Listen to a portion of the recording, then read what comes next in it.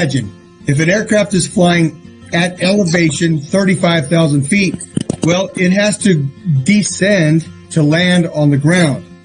Well, it's still flying in the air. It's not going to point its nose straight down and go straight to the ground. No, it's got to gradually descend from altitude down to zero. Memorize 500 feet per minute is the standard rate of descent. Well, that's for landing.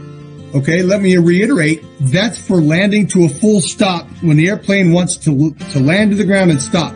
That's 500 feet per minute. We know that for an airplane to fly around the globe, the supposed globe that is, there's a rate of descent associated with 8 inches per mile squared. So if we do the math, the 8 inches per mile squared at the average, assuming an average airspeed of 500 miles per hour, associate that with 8 inches per mile squared. Well, the math gives us the following: 2,777 feet per minute rate of descent for that airplane to follow the globe. Okay, and that is a continuous descent, not to land. That is a continuous descent while the aircraft is at altitude flying along. Let's make the comparison now. 500 feet per minute to land the airplane to a full stop at an airport. On the globe, the airplane has to descend continuously at 2,777. That's more than 5 times the rate of descent for a landing, and that's a continuous descent. So I looked up gravity, 32 feet per second squared. Okay, that's the quote supposed gravity, right? If you drop something, it in a vacuum, okay, it falls at 32 feet per second squared. Well, let's convert that to feet per minute. That is 1,920 feet per minute. Okay, that's gravity.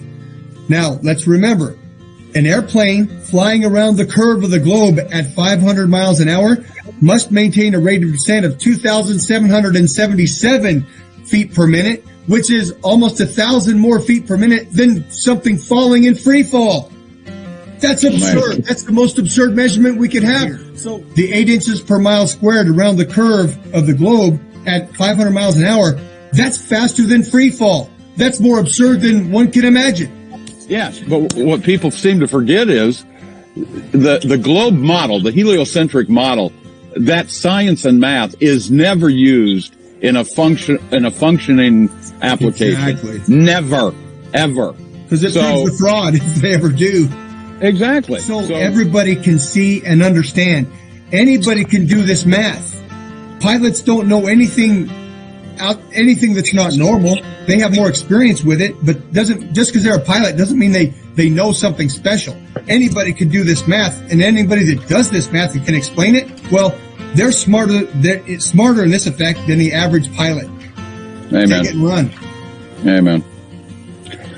So I sat in that co-pilot seat for so many times, and had I known then what I know now, it just would have been a no-brainer. I know you bring a plane up to elevation, to your altitude. It's locked in, and you don't bring it down until your point of destination is arrived at.